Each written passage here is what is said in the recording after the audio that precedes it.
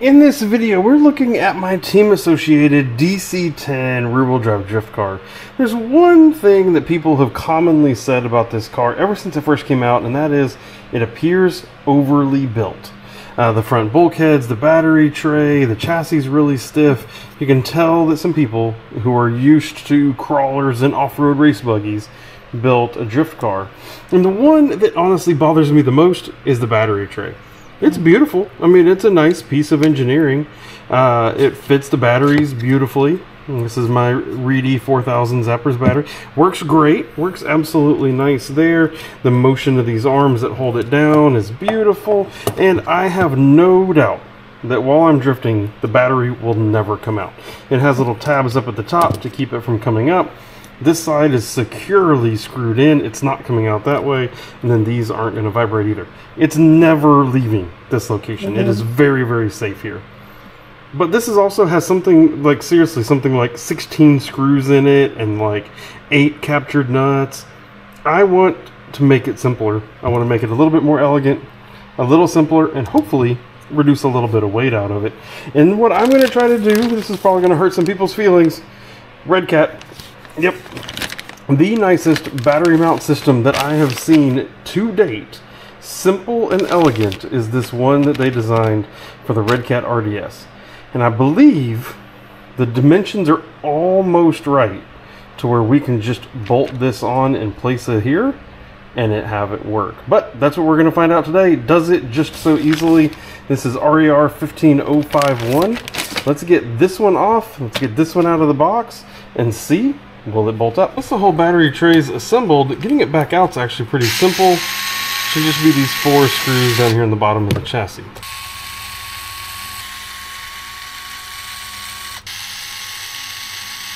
And there it is. This is the monstrosity that we will call the battery mount for the factory DC10. The one for the Red Cat comes with some body mounts and stuff that unfortunately we don't have any use for. But that is the battery mount for the Red Cat. That's the one for the Team Associated. These are not the same thing. Let's weigh them. Let's weigh them and see what the weight difference is. With it here on my handy dandy scales, 34.1 grams versus 6.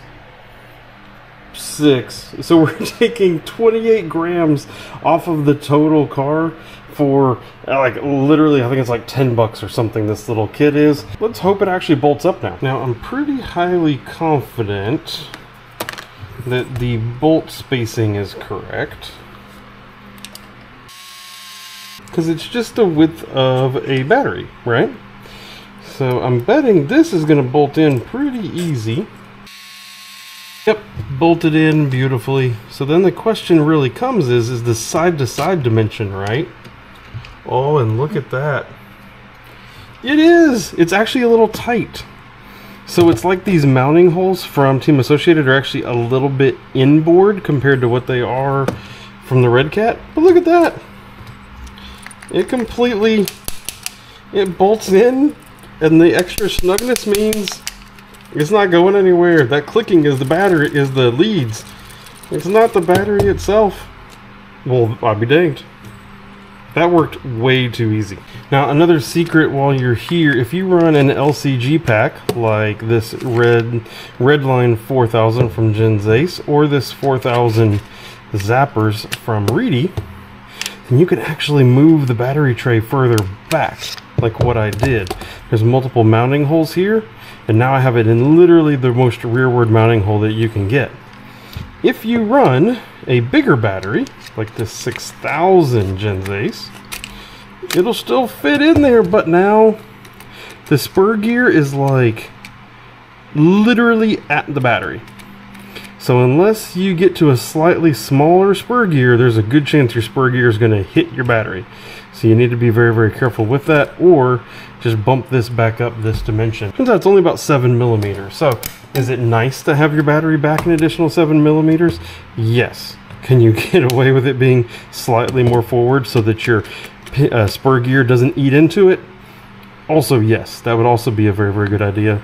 The only other thing I think you could possibly do is actually just space the whole motor and transmission up then that would make it clear a little bit as well. So probably what I would do is probably end up, if you were really wanting this configuration, I would probably find myself a slightly smaller spur gear. But for me, I'm going to run these smaller batteries. So thank you to Redcat for making a simplistic and elegant solution for battery mounting in an RC drift car, because that just works. And it's so much simpler, and for just a few dollars you knock off 28 grams on your car.